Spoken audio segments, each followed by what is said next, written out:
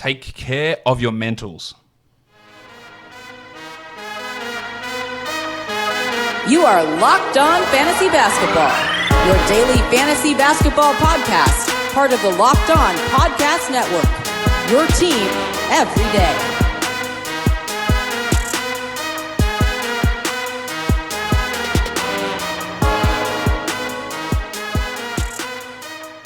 Hello and welcome to the Locked On Fantasy Basketball podcast, brought to you by Basketball Monster. My name is Josh Lloyd and I am the lead fantasy analyst at basketballmonster.com and at Yahoo Sports Australia. And you can find me on Twitter as always at redrock_bball and on Instagram at Locked On Fantasy Basketball. Today we are here to look back on Monday's 7 games of NBA action, look at some injury news, some comebacks, and then preview the 6 games for Tuesday. Michael Bolton. Let's get to it. Let's get to it. Indeed. Let's start with the first game of the day. The Sixers choking away one against the Indiana Pacers. They were up late and then the Pacers rolled over. 101-95, rolled over them, 101-95. No Joel Embiid. And weirdly, James Ennis out of the rotation entirely. Not sure that'll stick. Benny Simmons did what he could do. 24 and 14 in 40 minutes. Hit all of his free throws. 59% from the line. You really couldn't ask for more apart from assists from Simmons. It was still, this is still a team that struggled and really was poor in the fourth quarter, and part of that's on him. Al Horford, 10, 8, and 5 with 2 blocks. He's stepped up his production with Embiid out. Joshie Richardson also has 23, 4, and 3. Didn't shoot all that well, but he was really the only Sixer who could get things going in that final quarter. We had prison Mike Scott start in place of Embiid. He did nothing. He's nowhere near an ad in any sort of league outside of deeper ones. It was the painter Matisse Thybulle who got the bulk of those minutes. 28 minutes for Thybulle. 6 and 5 with a 1-1. Now, all he provides really is the defense. Anything you get on that, if you get assists, if you get some threes, it's all a bonus. So while he can be a 12-team league guy, it's got to be just if you're missing a Jonathan Isaac type of a player, someone who gives you both steals and blocks. That's what Thybulle can do. Furkan Korkmaz played 23 minutes for 3 points, cool, while Toby Harris had 15 and 11 in his 39 minutes of playing time. For the Pacers, they welcomed back Malcolm Brogdon, 21, 7 and 9, 34 minutes. The shooting wasn't great, and it's been quite down all season from Brogdon, but just great to have him back out there. While Miles Turner, not quite as productive as last game with Sabonis back, but 14 and 10 with 3 blocks. Absolutely gets it done. As for Sabonis, not his best night, 10 points on 25% shooting.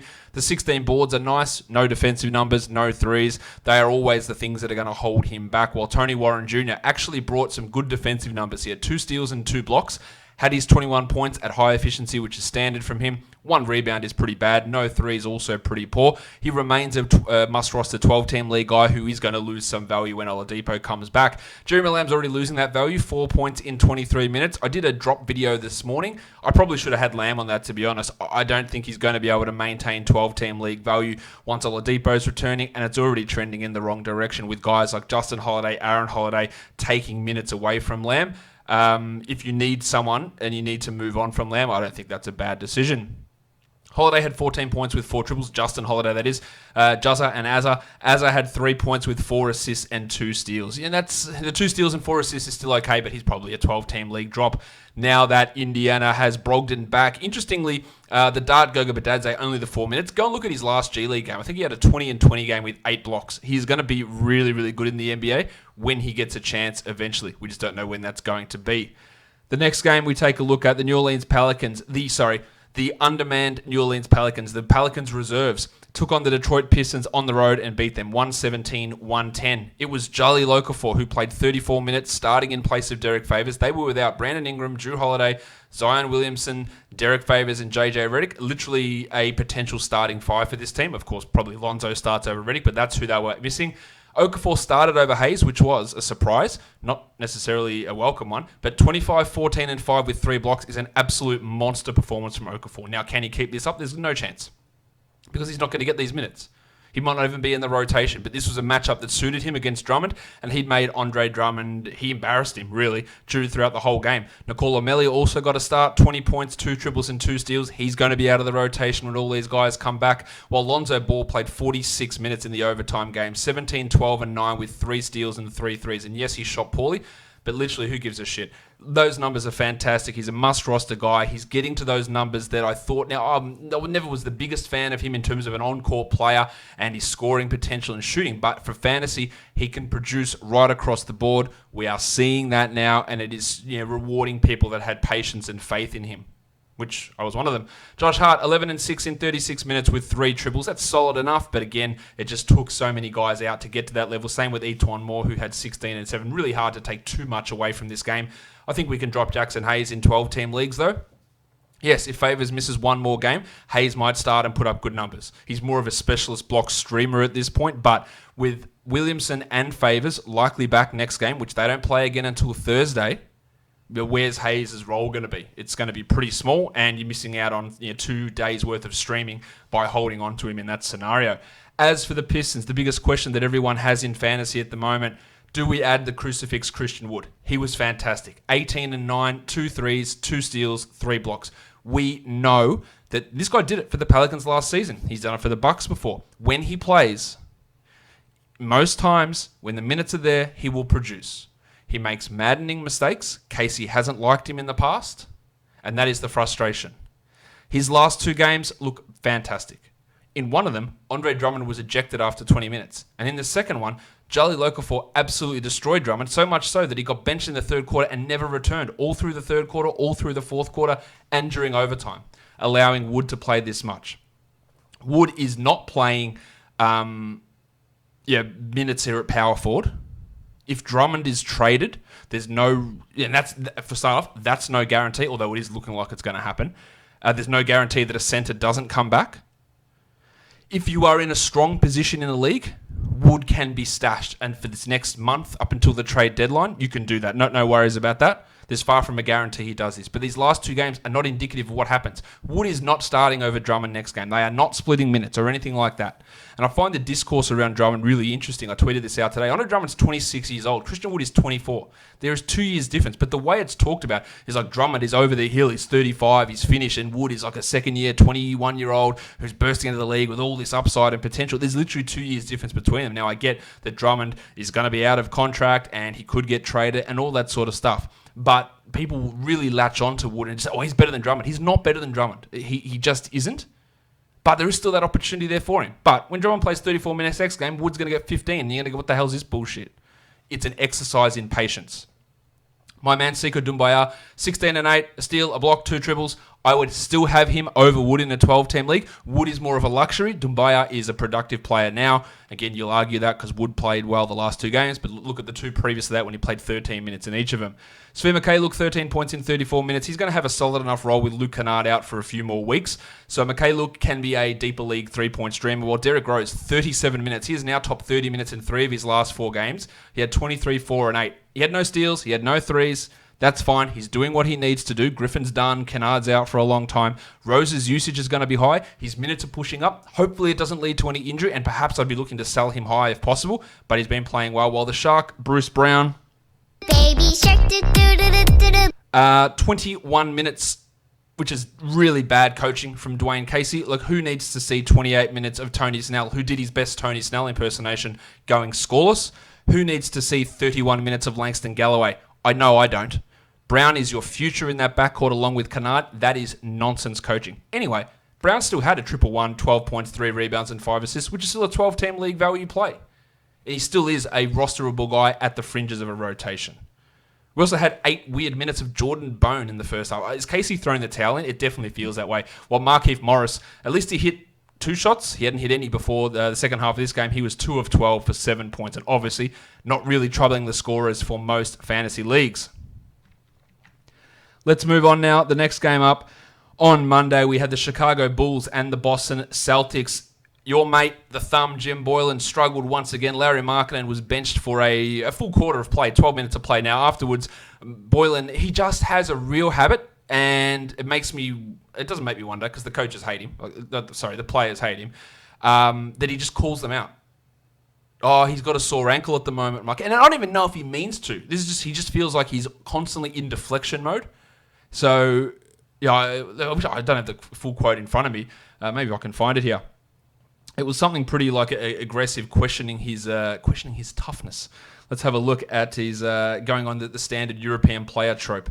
Here it is. Lowry is definitely not 100%, which is big time growth from him. He's fighting through it. So you're saying he was a soft cock before that and wouldn't play through it. It's like you come out like you're praising him, but you're just saying, nah, he was a pin dick soft cock before that, and now look at him, he's so tough, and I still only play him 25 minutes. Really, really weird stuff from Boylan. Dan Gafford got into foul trouble again, but he started. He played 20 minutes. He had 10 points. And he had 2 blocks. 2 blocks, 80% shooting. That's enough to be a 12-team league value player. Well, Thad Young had 17 in 24 minutes. And that's fine. His minutes in the last game were pretty low. He's not blowing me away. Depending on my team, I'd still probably rather have Gafford than Young.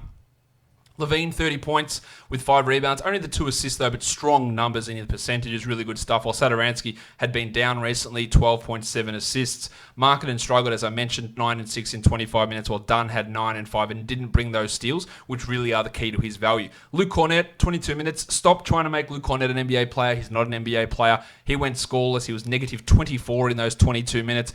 Him playing minutes over Gafford before Gafford got into foul trouble is coaching malpractice, but what else would you expect from that mate, your mate, Jim Boylan?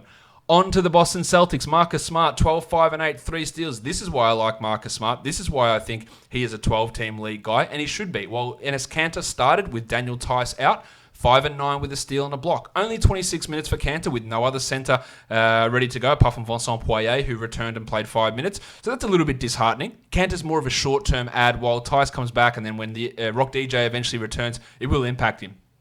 Jaylen Brown's shooting was still poor, but 9 of 9 from the line is great. He had 2 steals, which is strong, and ended with 19 points, while Tatum had 21 and 6, a steal, 2 blocks, and 2 triples. A nice, well-rounded line, but of course, as he seems to always do these days, hurt your percentages. It was a little bit down from Kemba as well, 14 in 28. And Gordon Hayward, a strong buy low at the moment, 8 points in 30 minutes. He has really struggled over the last couple of weeks of NBA action. Don't know why I said NBA there, because of course, I am talking about the NBA.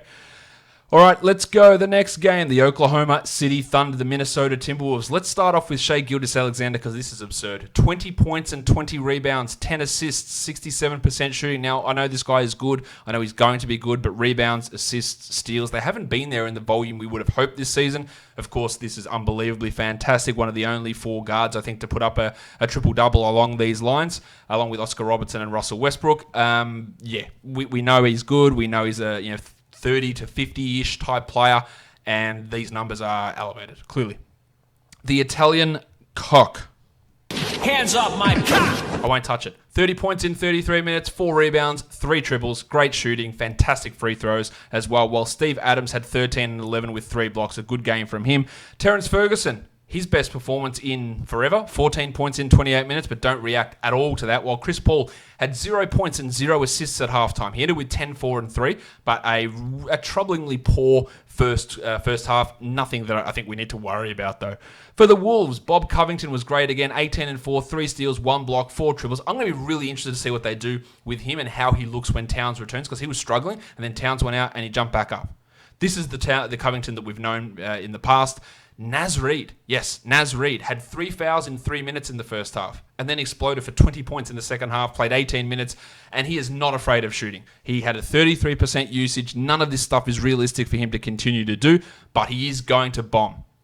Josh Okogie's run continued, 6 points only, but 25 minutes is very important. 3 steals and 1 block. He is turning into a guy like a Chris Dunn light that you can stream in for steals in 14 teamers. Well, Shabazz Napier, who'd been pretty poor, had one of his better games, 27 minutes, 16, 5, and 4, while Jeff Teague played 21 minutes. My name is Jeff. I don't think Teague is a must-drop, but I think he can be expendable. His upside is pretty low. It was also absolutely dreadful stuff from Wiggins. 10 points with 3 assists and 1 rebound. He has gone back to being disgustingly bad as he was before. No defensive numbers from Jarrett Culver, but 14, 5, and 2 is pretty good stuff from him, and he probably should be in a 12-team roster, assuming that you can deal with whatever nonsense his percentages throw up. While Gorgie Jang, I think he's a preemptive drop if you need to. 16 minutes, that's under 20 minutes for 3 consecutive games as they play 3 centers, 5 and 4, 2 assists, 1 steal, and Towns is probably going to be back really, really soon. Well, we'll hope he's going to be back really, really soon. All right, next game up, we look at the Orlando Magic getting over the Sacramento Kings on the road. Nikola Vucevic was fantastic in 37 minutes, 26 and 15 with 3 blocks Inefficient, but otherwise really good. While Evan Fournier also on a bit of a roll. 25 points with 6 assists for Fournier and a perfect 12 of 12 from the line. Terrence Ross, weird line. 6 rebounds and 4 steals, but only 6 points. He's just that streamer type still, while Aaron Gordon returned to post 19 and 9. And Markelle Fultz, really strong 64% field goal. Really bad 33% from the line, but 16, 4 and 2 is strong enough to be a 12-team league guy. Ken Birch started, but it was Wes Iwundu who got it's a tongue twister. Wes Iwundu who got the bulk of those minutes in place of Johnny Isaac. 23 for Iwundu, 19 for Birch. Neither of those guys are really doing anything outside of very, very deep formats. For the Kings, Nemanja Bjelica was ridiculously good. 34 and 7 with 8 triples and 2 steals on 81% shooting. So obviously there's a huge element of flukiness about what Bjelica did, but he is still a 12-team league guy with Rashawn Holmes sidelined. Marvin Bagley did return. Did what he does, 18 and 6 in 23 minutes. He blocked a couple of shots and he was inefficient with providing no assists or no steals and didn't hit any threes. This is what Bagley does. He still should be rostered in all leagues. The minutes will ramp up. I don't know if he's going to be starting ahead of Harry Giles. I think it will happen really, really soon. But that is still, a number that we need to look at. Of course, Harrison Barnes, the pencil, Barnesy. He was terrible. 5 points in 37 minutes. He's a 12-team drop, while Gilesy had 4 points in 13 minutes, and the Undertaker, Dwayne Dedman, had 2 points in his 4 minutes. This is more of a Trevor Ariza line that I expect. 2 points in 29 minutes. Multiple people have been asking me about Bogdanovic. It's hard to judge because we just don't know a time frame on him. But with everyone getting back to being healthy outside of Holmes, he might not actually remain a 12-team league guy even when healthy. So if you are in a really desperate scenario, then maybe you do have to cast him aside. Fox had 31, 8 and 10 in a really, really good performance as well.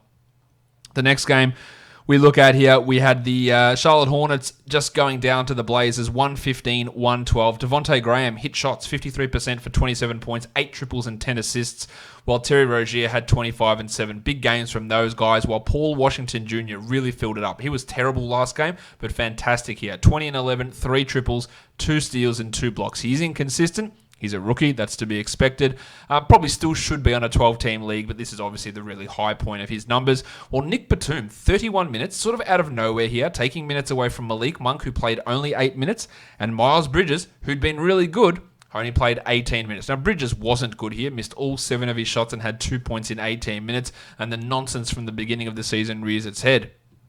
I would hold on to Bridges for at least a couple more if you've picked him back up. As for Batum, 9, 7, and 3. I don't know if he sticks in this rotation, but I'm not getting overly excited. While Cody Zeller started over Bismack Biyombo, played 23 minutes, and Biyombo went from starting center to out of the rotation entirely. A confusing move from Borrego.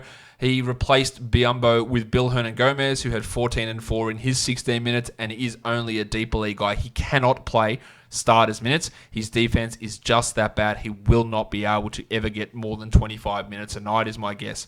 For the Blazers, Lillard had 30 points with 9 assists on 63% shooting. Christian James McCollum had 27 in 37 minutes with 5 triples on 50%, while Mallow had 17, 6, and 8 assists on 54%. Safe to say that the Charlotte defense allowed some pretty big performances here.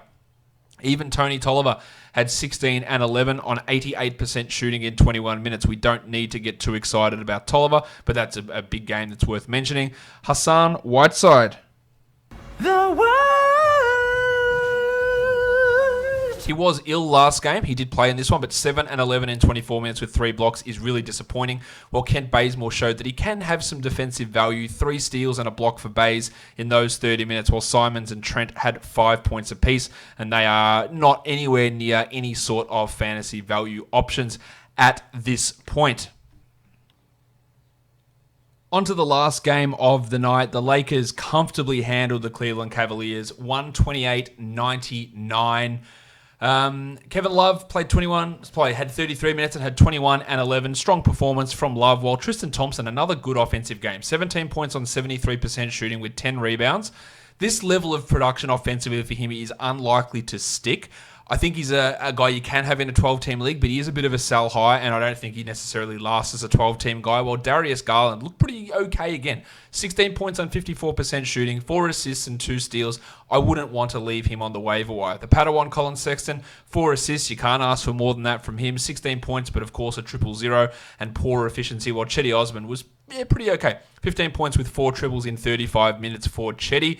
He's still more of that 16-team league player. With Ante Zizic out, John Henson returned to the rotation, didn't do anything, while Dante Exum saw fewer minutes than Alfonso McKinney and Brandon Knight. This is the first time we've seen Exum since that huge explosion he had, where he had a career-high 28 points, I believe. So just to prove again that was one of those complete arse performances that is not going to be replicated. The Lakers were without Anthony Davis again. LeBron had 31 and 8 in 33 minutes, and Dwight Howard, huge from him. He hit a 3. He had 21 and 15. He didn't block any shots, but really taking advantage of the fact that Davis is out. Now, I did have him as a droppable player, and he is a droppable player when you move forward, but his ability to provide blocks and get you good field goal percentage, that works on some teams. It's not for everybody. I still think he's significantly over-rostered. His value at the moment when Davis out is high, and it will drop back off. It's a pretty simple explanation. Rajon Rondo was out again, so Alex Caruso played 23 minutes. Quinn Cook played 20 minutes, but this game was a huge ass-kicking. Also, Kyle Kuzma, only 11 points in 26 minutes. The shots didn't go in at like 60-plus like they were over the weekend. Of course, he does absolutely nothing else apart from score, so that limits his value. He's only a stream guy while Davis is out and absolutely should not be someone you view as a must-roster 12-team league player. Let's have a look at some injury update news. Now, Luke Kennard, it looks like he's going to be out until the All-Star break. There is a huge opportunity for him when he eventually comes back, but he has a clear drop given that news on his knees, while Dylan Windler of the Cavs will miss his entire rookie season, having surgery on that stress reaction in his leg. So that's bad news. Again, there was a big opportunity for him to step up with Kevin Porter now out. Brandon Ingram had to miss today's game with a knee injury. That's obviously not ideal. He's had a few knee problems this season, while Justice Winslow looks like he's going to be out for the short term with his back problem. He's a clear drop, obviously, but that gives a short-term boost to Kendrick Nunn and to Justice Winslow, to Tyler Hero and to Duncan Robinson as well, putting them, not really Hero, more Nunn and Robinson on the fringes of 12 teams. Rondo has a fracture in his finger. He's going to be out 4 to 5 days. He was starting to play better. He is not a 12-team league player, more of a 14-team league guy when he's healthy. And then Larry Nance looks like he's going to return at some point in the next 3 games on this road trip for the Cavs. Of course, he is one of those stash guys. You look at him and Christian Wood as the two probably biggest stash guys who might provide absolutely nothing in the next 3 to 4 weeks, but come trade deadline, if Drummond and Love are moved, their value could skyrocket. While Zion Williamson, it looks like he is ready to return. It's an absolute no-brainer. You all know this. Make sure he is added off the waiver wire if he is still there. I would not activate him off his injured reserve spot for that first game. It will be a bit of a slow process, but it looks like he's going to return this week. And I don't know why I've got Rondo in there twice with his busted ass finger. Let's look at some DFS now. We're looking at Tuesday's games.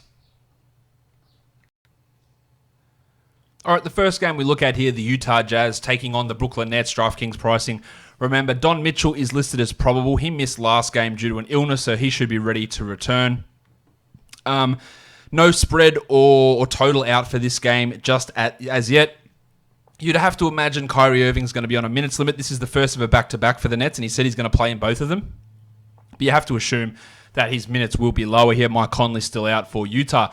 Mitchell is at 7,700. He's averaging 32 over his last 5, and this is a really positive matchup. I do like the Don here. While Spencer Dinwiddie is down at 6,700. Now, last game wasn't great with Kyrie returning. 6,700 means we need 33, 34 out of him. He can do it, but I don't feel confident with it. I also don't feel great with Karis LeVert at 5,000, while Kyrie's up to 8,600. Actually, he's not up. He's down from, came in at 9,000 something allegedly on this price list I've got here.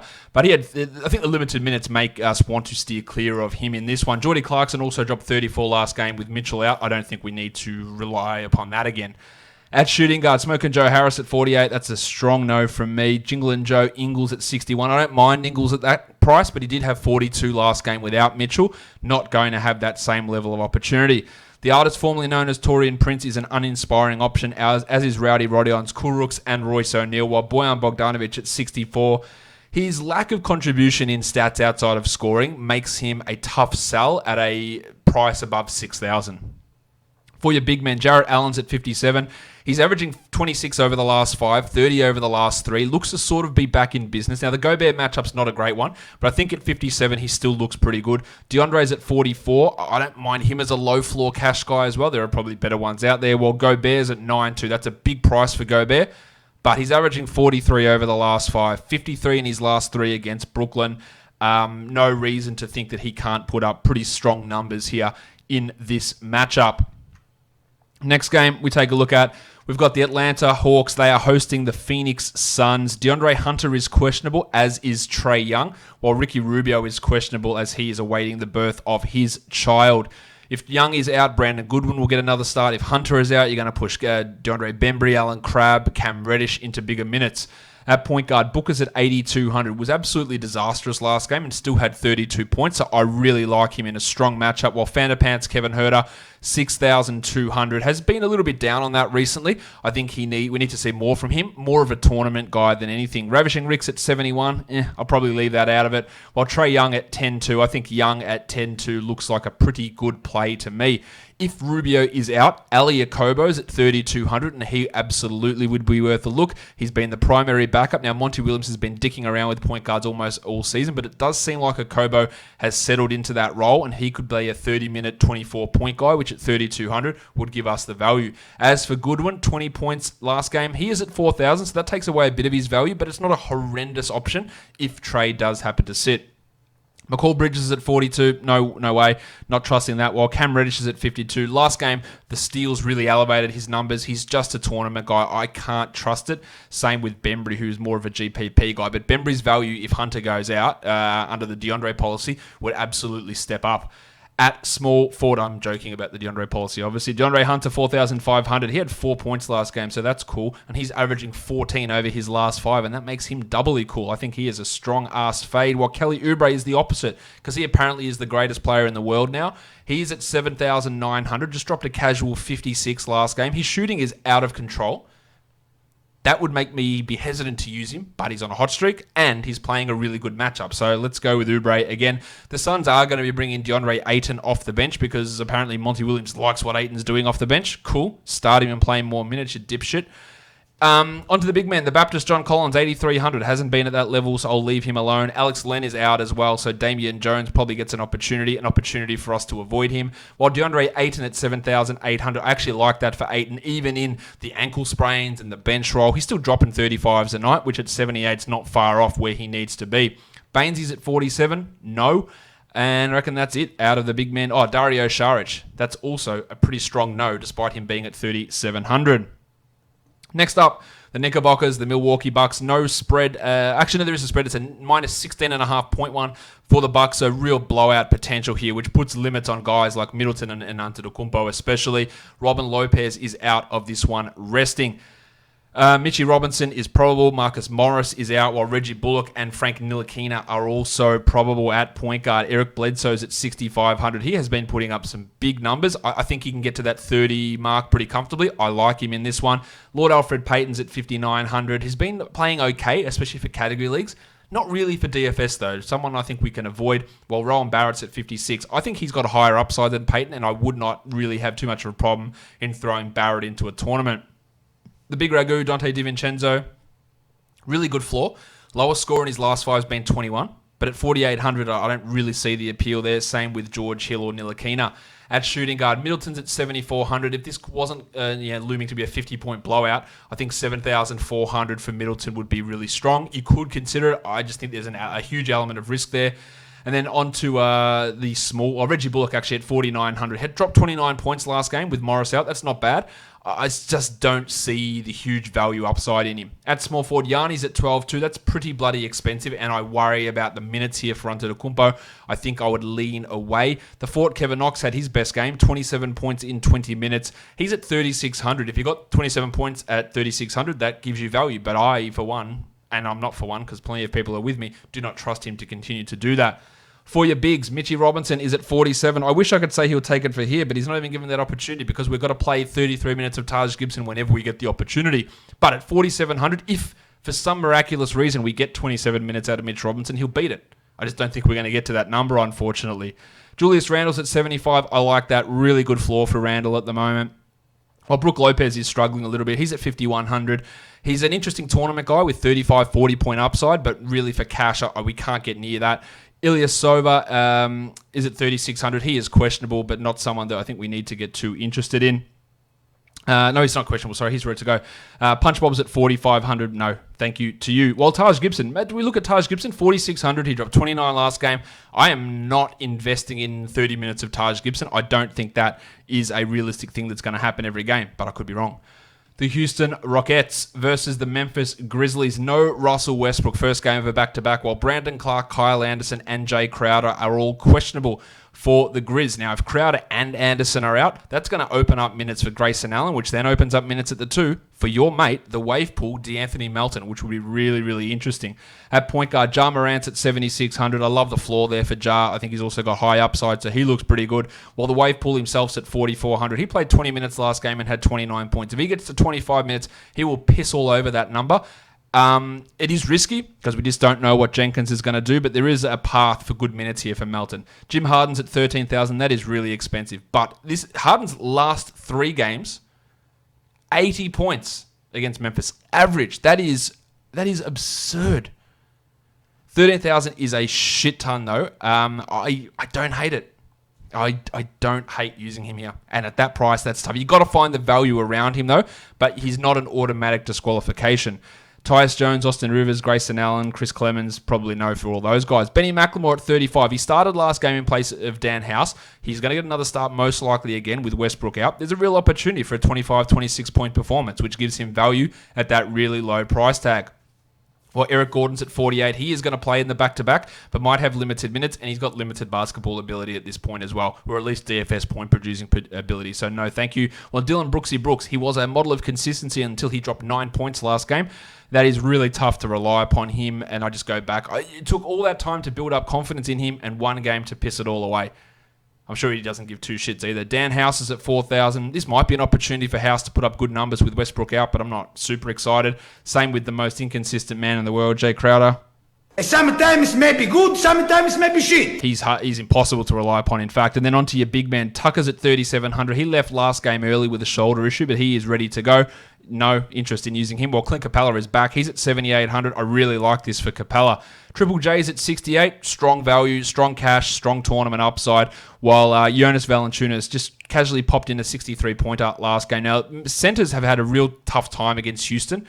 Valanciunas at 7,300 it's a high price, but I don't completely rule him out of having value here. In this one, Brown and Clark at 48, questionable tag plus questionable minutes makes him hard to get too interested with. The Cleveland Cavaliers and the LA Clippers. The Cavs are on the LA back-to-back. They're taking on the Lakers on Monday. Kevin Love playing on Monday, so maybe he will be out today. That's a real possibility, opening up minutes for guys like Chetty Osman, and some more opportunities for guys like Tristan Thompson in that scenario. Paul George is out with his hammy. Lou Williams at 75 makes that a great option then. Paddy Beverly at 53. I also like both of those guys with that news. Dante Exum's at 37, maybe a GPP guy, but yeah, really, really tough to get excited about him. While the Padawan Colin Sexton, massive, strong floor value for cash. Really strong at 5,800. Darius Garland's at 52. I like what he's been doing in general of late, so that looks pretty good to me as well. Landry Shamet and Scooter Magruder, you couldn't get 2 lower scoring blokes if you cloned Tony Snell. At small forward, the fun guy, Kawhi Leonard, $10,000 dues. I'm a fun guy. I think the risk we have here with Kawhi is blowout and limiting his minutes in that area, so that makes him a little bit harder to use. JaMychal Green at 38, disappointing minutes last time out, but I think they might go back up in this game. Not super into him though. While Chetty Osman's at 44, his recent games have been okay. I don't mind him under the assumption that Kevin Love or the guess that Kevin Love doesn't play. For your big man, Love is at 72. If he plays, I really like that, but that's a real risk. Well, the table, Montrezl Harrell's at 7,000. He's on a bit of a roll at the moment, and this matchup is super tasty. I think at 7,000, Harrell looks to me to be a really good play. While Thompson at 6,900, Giggity. Also putting up some strong numbers, and it could have an opportunity again if Love is out to really boost his offensive usage. Let's move on. The last game of the day for Tuesday, the Dallas Mavericks, the Golden State Warriors. Talking about blowouts, the last time these two played in Golden State, Dallas won by 20. Now, Porzingis, we don't know if he's going to play. He is questionable. He did practice, so that's good news. Damo Lee is out again for the Golden State Warriors as they just try to finagle the salary cap. One more game is all we're looking at as an absence there for Lee. While Geordie Poole, he's questionable. And if he is out and Lee is out there, options on the wing are really, really thin. Alec Burks at 5,300, so that would benefit him. He was pretty poor last game with some shooting, but I do like him here. Same as D'Lo, D'Angelo Russell at 7,900. He's dropping 51 in his last 3 games, some prior, some after the injury. Good numbers there, while Draymond's at 6,000. I don't really get too excited about that. My mate Doncic, 12,600. Probably a little bit high for Donch at this point. He is averaging 72 against the Warriors, so that's obviously ridiculous, and the matchup suits him. But I think that price might be a bit too high for Luka, Seth Curry, and Jalen Brunson. No, thank you. The little dog, Glenn Robinson's at 43, not a great DFS performer, while Timmy Hardaway at 4,900. I think Hardaway at that price is clearly an option for us to use. At small forward, Finney Smith's at 4,700. He's been around the mark for cash with Porzingis out. If KP plays, I don't like it, but Finney Smith could be a low-end cash type of an option here. While the triangle, Eric Pascal, had 33 points last game. With Lee out, there is more opportunity here for Pascal, but that number was inflated by 5 steals that he got, and that's not something that is replicable. At center, the Wizard, Omari Spellman, 5,500. Absolutely love it for cash, love it for tournaments. While Kristaps Porzingis himself at 75. I think if KP plays, I'd be in on him at 7,500. Cauley Stein, that's if I had a fart sound effect, I'd play that. While Dwight Powell's at 5,500. Really good numbers from Powell lately. Porzingis could impact that. I don't mind Powell as a bit of a cash option, but there's still an element of risk associated with him in this situation.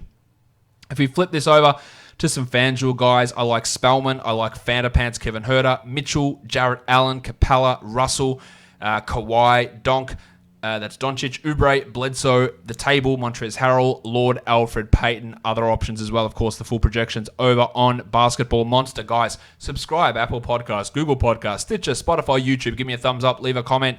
5-star ratings is a great way to give me an early birthday present. Guys, we are done here. Thank you so much for listening, everyone. See ya.